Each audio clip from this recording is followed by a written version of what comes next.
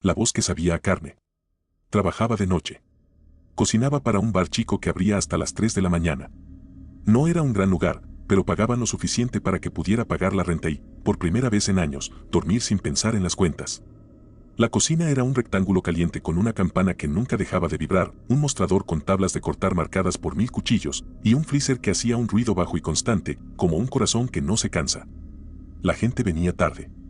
Hombres y mujeres con los ojos húmedos de otra vida, parejas que discutían, borrachos que se reían a carcajadas. Yo los veía desde atrás, entre sartenes, y los escuchaba. Me gustaba mi trabajo porque era simple: cortar, salar, freír, servir. Repetir cosas me calmaba. Tenía una rutina que era una canción y la canción me mantenía cuerdo, hasta que dejó de hacerlo. Fue una noche de lluvia. El bar estaba vacío y yo limpiaba. Afuera, la calle olía a tierra caliente y a combustible. Un hombre alto, empapado, tocó la puerta y me pidió trabajo. Dije que no, de puro instinto, no era mi puesto contratar gente. Pero algo en su mirada, una forma de pedir sin palabras, me hizo dudar. Tenía las manos manchadas, como de arcilla oscura. Dijo que había perdido el trabajo y que no tenía dónde ir. Habló poco. Acepté porque me dio pena. Creo que acepté porque quería sentirme generoso. Tal vez porque, sin pensarlo, quería compañía. Se quedó. Se presentó con un nombre que no recuerdo. Eso ya es raro, recuerdo con lujo detalles el corte exacto de la madera donde choqué mi rodilla cuando era niño, pero no su nombre. Lo llamé el Alto. Hizo lo que le dije, lavó, cortó, ordenó. Trabajaba como si llevara años en cocinas. En sus manos, la carne parecía transformarse, como si obedeciera.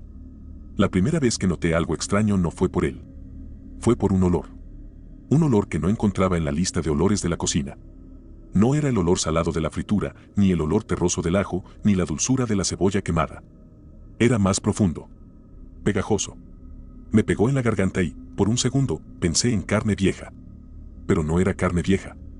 Era algo más cercano, como si la memoria oliera a otra cosa que había estado debajo de la lengua de mi abuela cuando ella se reía con la boca cerrada. No pude decirlo. Esa noche, al final del turno, encontré una pequeña porción envuelta en papel en la bodega. Había quedado en una caja, al lado de sacos de harina. Era un trozo envuelto sin etiqueta. El Alto dijo que no era nada, que lo había traído para probar una receta. Tenía las manos esquivas cuando hablaba de eso. Se rió flojo y me invitó a probar. Yo dije que no, por reflejo. Él insistió, con esa calma que ya no sé si era bondad o algo mucho más oscuro.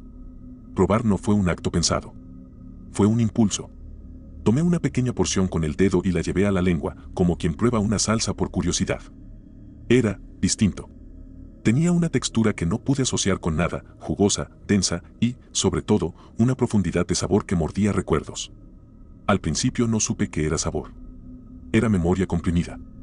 Me dio náuseas y placer al mismo tiempo. Cerré los ojos porque parecía que si los abría me vería a mí mismo ahí, con la lengua besando algo que no debía. No volví a dormir bien después de esa noche. Soñaba con bocas que abrían y cerraban, como si en el mundo hubiera otra capa donde todos comíamos cosas que no se nombraban. En el sueño, las luces de la cocina eran más nítidas y el Alto movía sus manos lento, ceremonioso. Siempre era él quien me ofrecía. Nunca me pedía que probara, pero cuando lo hacía, yo lo hacía sin pensar. Al principio me dije que estaba enfermo. Fui al médico. Me dijo que el estrés te puede cambiar el cuerpo, la mente. Me recetó pastillas y me dijo que durmiera más. Dormí y los sueños venían igual. Me obligué a no hablar del tema con nadie. Si contaba lo que había pasado, parecía que me convertiría en ese tipo de persona que la gente mira con distancia, y yo no quería eso. Tenía miedo de que la palabra golpeara el mundo y lo hiciera real de otra manera. El Alto siguió viniendo. A veces desaparecía días enteros y volvía con la ropa limpia y el pelo cortado como si nada hubiera pasado. Traía historias cortas, una pelea con un cliente en un bar, una madre enferma que no podía pagar, un perro que había perdido. Hablaba poco de sí mismo. Le pregunté una vez de dónde venía. Me miró fijo y dijo, ¿de dónde nos llaman? No entendí. Sonrió y volvió al trabajo. Después de algunas semanas, noté que los pedidos para llevar disminuían. La gente del barrio decía que había una peste, que no era seguro comer afuera. No era una peste que se anunciara en la radio. Era una palabra pasada boca a boca, susurros entre las mesas. Nos cayeron menos clientes. El dueño, un hombre flaco que siempre olía a tabaco barato, empezó a mirar las cuentas con un enfado que mordía. Y a mí me daba igual. Me daba igual el bar, las cuentas, la lluvia. Todo lo que me importaba era volver al calor de la cocina y sentir, aunque fuera por segundos, el latido de aquel sabor en la lengua. El Alto empezó a traer trozos más grandes. Los escondía en la bodega, entre sacos y latas, y los iba cortando con una paciencia que me daba miedo. No preguntaba. Yo cortaba también. Lo decía en voz baja, no preguntes, y me parecía que hablaba con la misma calma de quien no quiere romper un hechizo. Cortábamos, sazonábamos, cocinábamos. La gente comía y sonreía sin saber. Alguna vez, un cliente dijo que ese estofado le recordaba a la cocina de su madre. Otro dijo que la carne estaba tierna como la primera vez. Y yo sentía que me miraban con los ojos vacíos de quien no sabe lo que hay dentro. Pensé en denunciar. Me imaginé a la policía entrando y a nosotros detenidos, y algo dentro de mí retrocedió. No quería que la luz apareciera. No quería que la mano firme de la ley nos sacara de la cocina y pusiera etiquetas y palabras. Me daba miedo que, si hablaba fuerte, el sabor se fuera para siempre. Era una estupidez. Pero cuando la locura empieza, las estupideces se visten de lógica. Una tarde, encontré una foto en la basura detrás del bar. Mostraba a una familia en un cumpleaños. Una mujer sonreía con la boca abierta. En su mano, escondida, había algo pequeño que parecía un trozo de pastel. Al verla, pensé que esa sonrisa tenía un matiz que antes no le había visto, una sombra como si supiera un secreto. Caminé por la calle con la foto en el bolsillo y me sentí observado por todas las ventanas. La ciudad parecía más estrecha. Las aceras, como si fueran calles de un laberinto. Empecé a olvidar cosas. Nombres. Momentos. A veces, al abrir la nevera en casa, había restos que juraría no haber comprado. Una vez encontré un cubo plástico con una etiqueta mal pegada. No podía leerla bien. Lo dejé cerrado y fui a la cama. Soñé que alguien tocaba mi puerta y que yo no abría. Soñé que dentro del cubo había voces.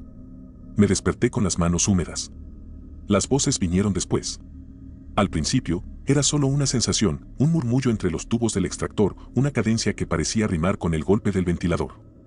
Después, en la madrugada, cuando la cocina estaba vacía y todo el barrio respiraba como si el mundo hubiera envejecido, la voz fue más clara.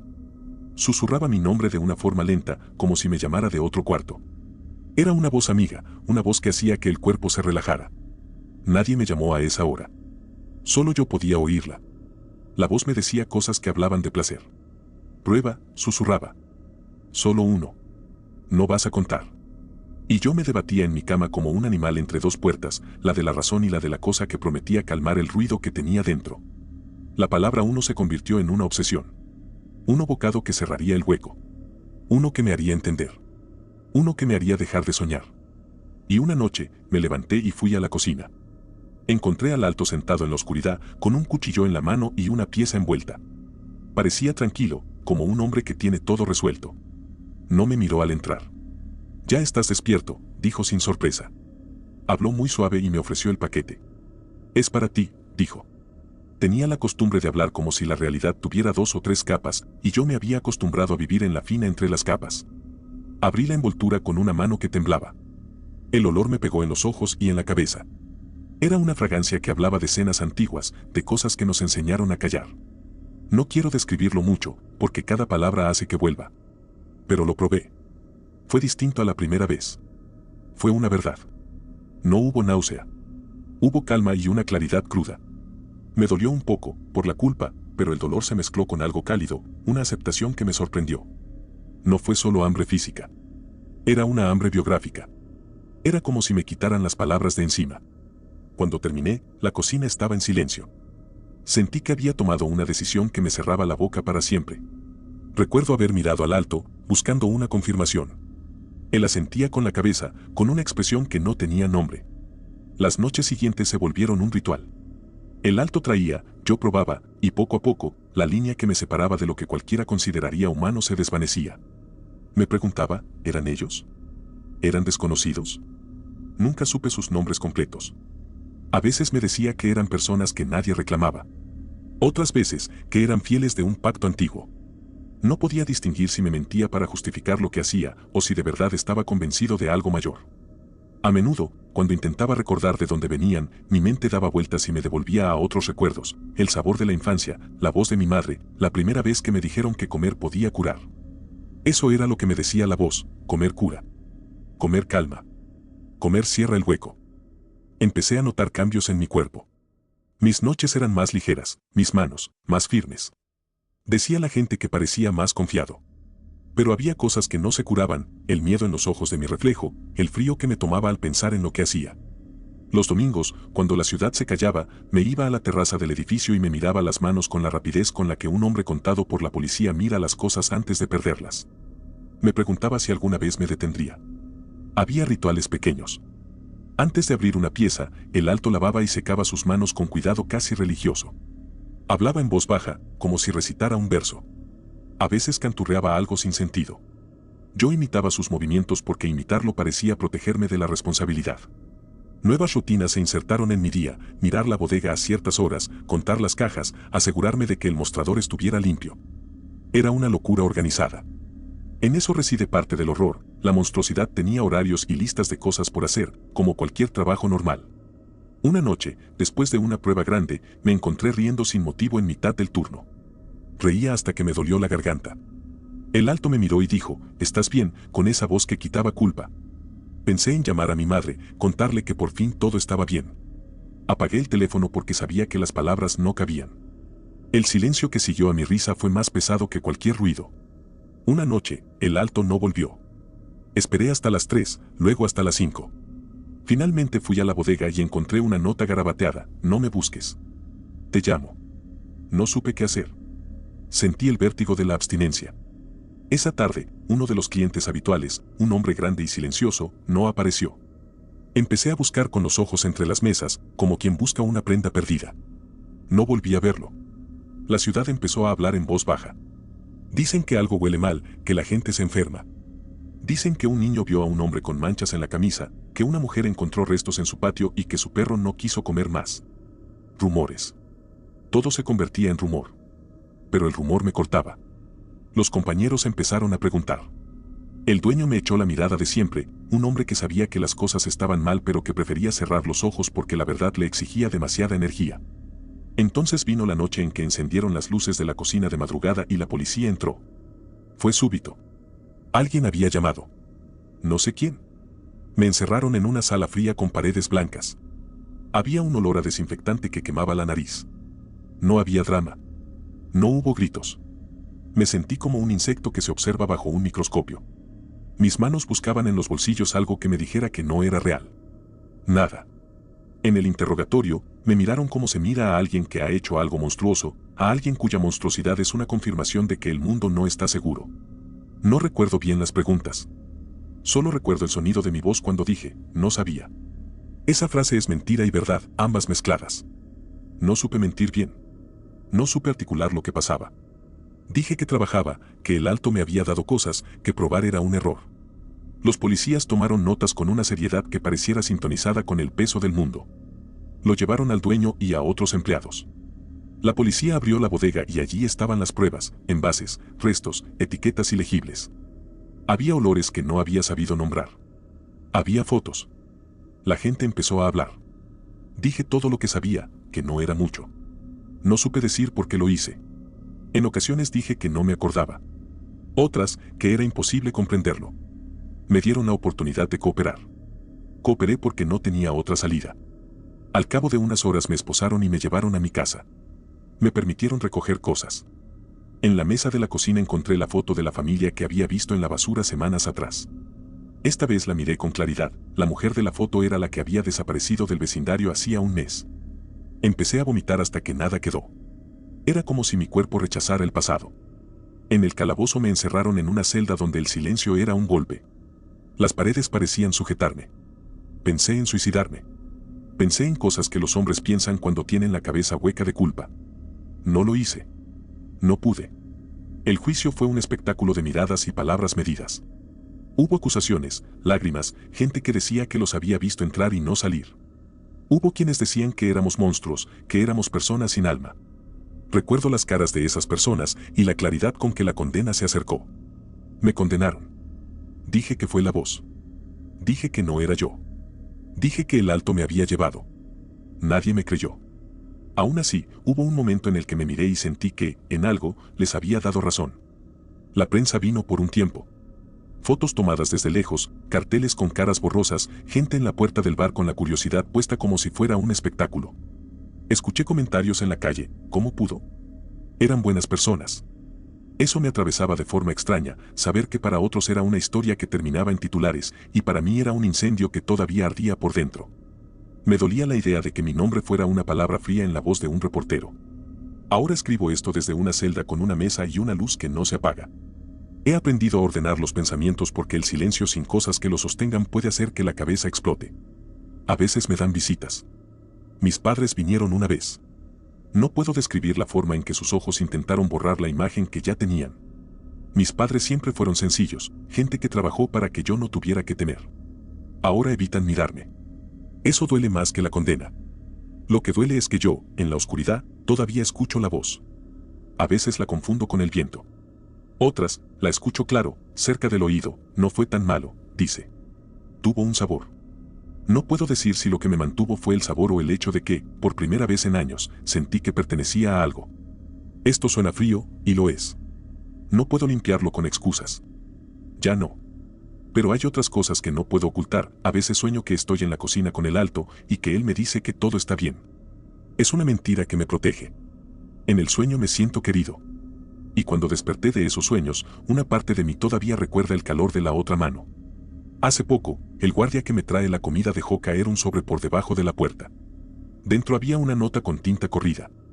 Decía, no te olvides de lo que supiste. Mi primera reacción fue gritar, romper el papel en pedazos y tirarlo por la ventana. Pero no lo hice. Lo guardé en el bolsillo y cuando las luces se apagaron lo saqué y lo leí otra vez. La letra no era del Alto. Era una letra temblorosa, como si alguien intentara recordar algo que no puede. No tengo a quien culpar por recibir esa nota. Tal vez fue mi culpa por no decir todo. Tal vez es que hay una red que yo no llegué a entender y que ahora me rodea como el humo. Los otros presos me miran raro. Algunos me evitan. Uno, un hombre con un tatuaje de barco, se acercó una vez y dijo, tú probaste algo que no se vuelve a probar. Respondí que no era cierto. Él se rió y me dijo que él también había probado cosas. Me miré en su cara y pensé que el mundo era un lugar lleno de secretos, y que muchos preferían guardar silencio porque la verdad era demasiado grande para llevarla a cuestas. A veces pienso en el Alto. Pienso si ahora camina por la ciudad con una mirada que no pide permiso y si habrá otros como él, otros que saben encontrar las grietas donde la gente se rompe. Pienso si me buscó porque vio en mí la posibilidad de caer o si me escogió como quien elige una fruta madura. A veces pienso que no hay elección, solo grietas y gente que cae. Los recuerdos vienen en ráfagas. Veo la forma en que atábamos paquetes en la bodega, la manera en que el Alto ponía la radio baja para que el ruido cubriera cualquier sonido raro. Veo cómo inventábamos excusas para el dueño, como yo repetía que eran donaciones, cortes que nos habían regalado. Me pregunto ahora cuántas veces actué por impulso y cuántas por comodidad. Lo peor es que, durante meses, aquello fue una especie de trabajo, un trabajo sucio, pero trabajo. Eso desarma la excusa de la locura, la vuelve más peligrosa porque implicó decisiones pequeñas una tras otra. No es una confesión que busque misericordia. No quiero que nadie me entienda. Solo necesito poner en palabras lo que hicimos, lo que fui. Contarlo no me sanará. Lo sé. Pero escribirlo es la única manera que tengo de sostener algo de mí que no se deshaga. Cuando la gente me pregunta por qué, yo no sé qué decir. Si fuera por hambre, habría sido algo más tonto, más rápido. Si fuera por locura, habría sido distinto. No tengo una buena respuesta. Tengo una red de excusas y una certeza, cuando la boca se abre, a veces lo que sale es un monstruo que no vuelve a cerrarse. Antes de que me arrestaran por completo, recuerdo una noche en que la ciudad olía a pan recién hecho y yo, con el paquete envuelto, pensé en mi madre. Pensé en cómo ella siempre decía que la comida simbolizaba amor. Me sonreí y la recuerdo ahora con la cara de una extraña. ¿Cómo explicar que algo que nos alimenta puede convertirse en un perdón? ¿Cómo explicar que buscar ahí la calma puede llevar a la destrucción? Quizá el episodio más cruel es que, en los días en que la voz calla, yo extraño la cocina. No la cocina como lugar de crimen, sino como lugar donde existía una rutina que me sentía propia. No quiero, y no debo, romantizarlo. Pero la verdad humana también se filtra, los momentos de calma que precedieron a la ruptura eran reales y bonitos. Comer algo no era en sí un pecado, lo que vino después, sí. La mezcla hace todo peor. Hay noches en las que me imagino volviendo atrás y cambiando una cosa, no abrir la puerta, no aceptar al Alto, tirar la porción envuelta al fuego. Es una fantasía que me calma y me envenena. En la celda, me imagino la vida que podía haber tenido, una casa sin secretos, una cocina con solo comida normal, una noche sin la voz invitando. pero las imágenes siempre se disuelven en la misma pregunta, ¿y si no hubiera sido yo el único? ¿Y si la grieta ya estaba allí, esperando a cualquiera? Hace poco, en la noche, cuando la celda estaba en su punto más quieto, comencé a escribir esto. Sintonicé mi respiración con la luz parpadeante y dejé que las palabras corrieran. No sé si alguien leerá este relato completo. No sé si me creerán. Lo que sí sé es que escribir ayuda a poner distancia. Pongo palabras entre el lecho y mi piel. Escribo para que, cuando la voz vuelva, tenga que atravesar línea por línea para alcanzarme. Es una defensa pobre, pero es mi defensa. Si alguien escoge leer esto y sentir repulsión, la entiendo. Si alguien siente curiosidad, le ruego que cierre el libro después. No busquen los lugares que yo conocí. No sigan las sombras. Si alguna vez alguien les dice que existe un sabor que cura, que calma, que borra, no lo crean. No hagan lo que yo hice. No busco perdón. Solo que estas palabras quedaran escritas. Y que, fuera del ruido, la gente que me recuerde sepa que algo en mí fue arrancado por la necesidad de callar. Si en algún momento alguien siente la tentación de cruzar una línea, que mire sus manos y recuerde que no siempre se vuelve. Yo ya crucé la mía. Ahora espero en la penumbra de lo que hice, contando los días con la lengua pegada al paladar, esperando una voz que no suene amable.